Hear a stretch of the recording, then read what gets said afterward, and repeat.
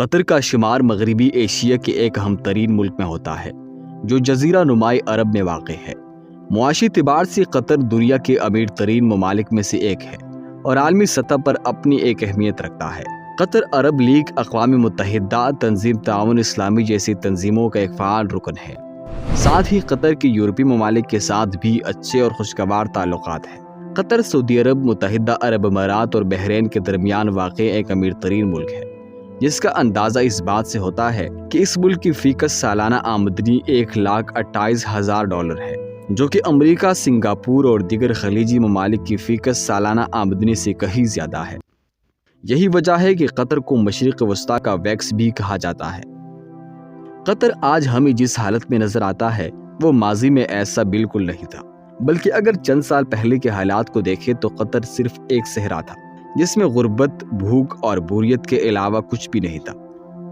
یہ زیادہ پرانی بات نہیں کہ جب قطر کا دارالحکومت دوحہ، جو اس وقت فٹ بال ورلڈ کپ کی میزبانی کے لیے تیار ہے، ایک جدید اور امیر ملک کے تصور سے کہیں دور تھا۔ لیکن سوال یہ ہے کہ قطر، جو گزشتہ دور میں اتنا غریب تھا، آج سارے ممالک میں سب سے زیادہ امیر ترین ملک کیسے بن گیا؟ اس کے پیچھے ایک دلچسپ کہانی ہے جو آج کی اس ویڈیو میں ہم آپ کو سنانے والے ہیں۔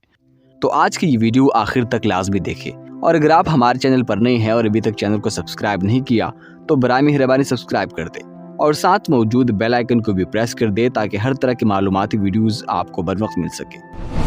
ناظرین گرامی، اس کہانی کا آغاز 1916 سے ہوتا ہے، جب قطر کے اس وقت کے امیر عبداللہ ثانی نے برطانیہ کے ساتھ ایک معاہدہ کیا جس کے مطابق برطانیہ کو کسی بھی زمینی یا سمندری صورتحال میں قطر کا دفاع کرنا ہوگا، جس کے بدلے میں قطر اگلے 55 سال تک برطانوی کالونی کا حصہ رہے گا۔ ساتھ ہی قطر سے نکلنے والے ہر قدرتی وسائل میں برطانیہ بھی برابر کی حصہ دار ہوگی۔ 1940 میں قطر میں پہلی بار تیل کی دریافت ہوئی اور 1960 تک تیل کو نکالنے کا کام عروج پر تھا، اور یہی سے قطر کے حالات آہستہ آہستہ بدلنا شروع ہو گئے، مگر ابھی بھی کوئی زیادہ تبدیلی نہیں آئی۔ مگر 1970 میں شیل آئل کمپنی نے اس ملک کا سب سے بڑا خزانہ نارتھ فیلڈ دریافت کیا، دنیا کی سب سے بڑی قدرتی گیس۔ لیکن اس زمانے میں گیس کو بہت زیادہ سودمند نہیں سمجھا جاتا تھا، کیونکہ گیس کو اس زمانے میں پائپ لائن کے ذریعے سے ہی ایک جگہ سے دوسری جگہ لے جایا جا سکتا تھا، اور قطر گیس استعمال کرنے والے ممالک سے اتنا دور تھا کہ وہاں پر پائپ لائن پہنچانا ناممکن تھا، جس کا نتیجہ یہ ہوا کہ شیل آئل کمپنی بھی اس قدرتی گیس کی دریافت کو بھول گئی اور یہ بس ایک دستاویز بن کر رہ گئی۔ 1971 میں قطر کو برطانیہ سے آزادی ملی اور وہ ایک آزاد اور خود مختار ملک بن گیا۔ آزادی کے 25 سال بعد تک بھی قطر کے حالات میں کوئی تبدیلی نہیں آئی۔ سال 1995 قطر کے ترقی کے تعلق سے ایک اہم سال ہے کہ اس سال حماد بن خلیفہ ثانی نے بغاوت کر کے اپنے باپ خلیفہ بن حماد الثانی کی حکومت کا تختہ پلٹ دیا اور قطر حکومت کی باغ دوڑ اپنے ہاتھ میں لے لی اور اپنی ساری توجہ قدرتی گیس کی طرف لگا دی، کیونکہ وہ جانتے تھے کہ یہ قدرتی گیس ہی ہمارے ملک کی حالت بدل سکتی ہے۔ اور انہوں نے ایک ایسی ٹیکنالوجی کا استعمال کیا کہ جس میں گیس کو لیکوڈ شکل میں تیار کر کے بآسانی ایک جگہ سے دوسری جگہ بغیر پائپ لائن کے بھیجا جا سکتا ہے، اور قطر نے اپنی توجہات اسی کام میں صرف کی، جس کا نتیجہ یہ ہوا کہ آج قطر گیس سپلائی کرنے والا دنیا کا سب سے بڑا ملک ہے، اور انڈیا، جاپان اور شمالی کوریا جیسے بڑے ممالک کو قطر گیس سپلائی کر کے لاکھوں اربوں ڈالرز کی سالانہ آمدنی کرتا ہے۔ دنیا میں بہت سے ممالک ایسے ہیں جنہوں نے قدرتی وسائل دریافت کی اور اس سے وہ اربوں ڈالرز میں آمدنی بھی کرتے ہیں، لیکن اب سوال یہ ہے کہ قطر نے ایسا کون سا انوکھا کام کیا کہ وہ ان سب ممالک سے ہر اعتبار سے آگے نظر آتا ہے؟ اس کا جواب یہ ہے کہ قطر نے اپنی آمدنی کو دوسرے کاموں میں انویسٹ کیا،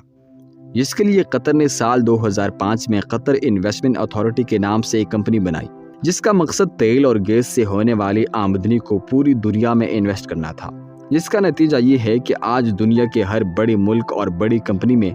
قطر کا انویسٹمنٹ نظر آتا ہے، خواہ امریکہ اور برطانیہ کے بڑے بڑے ہوٹلز اور اپارٹمنٹ ہو یا روس اور دوسرے بڑے ممالک کے تیل کمپنی یا ہوٹل وغیرہ۔ قطر کا انویسٹمنٹ ہر جگہ نظر آتا ہے، جو کہ قطر کی آمدنی کا ایک چھوٹا سا حصہ ہے۔ اس کے علاوہ قطر کی سرمایہ کاری بڑی بڑی شاہراہوں، بندرگاہوں اور ریسرچ سینٹر پر بھی ہے، اور دنیا کی مختلف کھیلوں جیسے فٹ بال وغیرہ میں بھی قطر نے سرمایہ کاری کر رکھی ہے، جس کی مثال فرانس کے ایک بہت بڑے فٹ بال کلب کی ہے۔ جس میں قطر نے انویسٹمنٹ کی ہے۔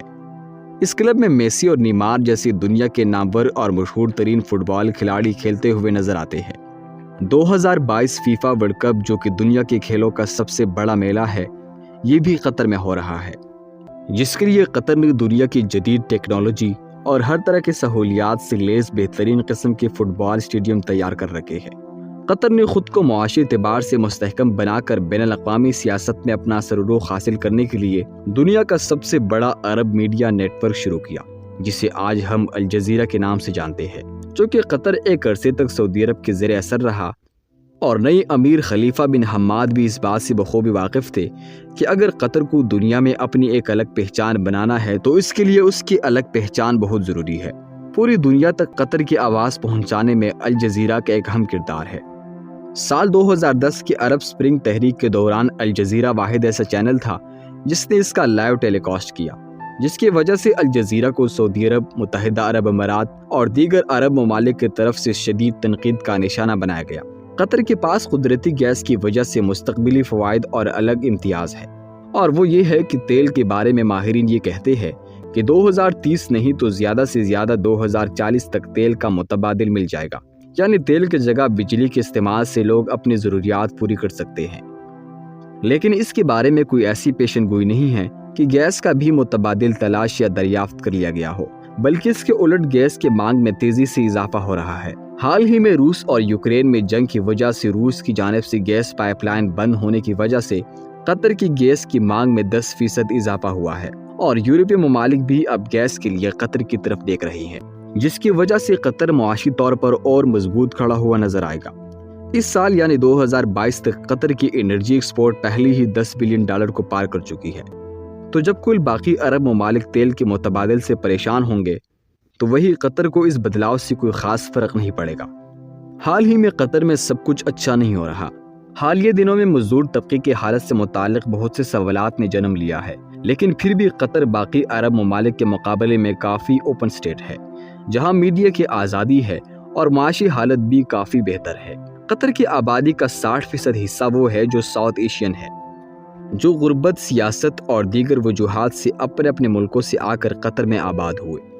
اور اپنے ملک کی معیشت کی مضبوطی کے خواب دیکھتے ہیں کہ کب ہمارا ملک بھی قطر کی طرح ترقی کرے گا۔ یہ مزدور طبقہ قطر میں رہ کر ایک دوسرے کی خوشی اور غمی میں ساتھ دیتے ہیں اور ایک دوسرے کا دکھ درد بانٹتے ہیں، لیکن جیسے ہی وہ اپنے ملکوں میں واپس جاتے ہیں تو سیاست کا شکار ہو کر ایک دوسرے کو اپنا دشمن سمجھنے لگتے ہیں۔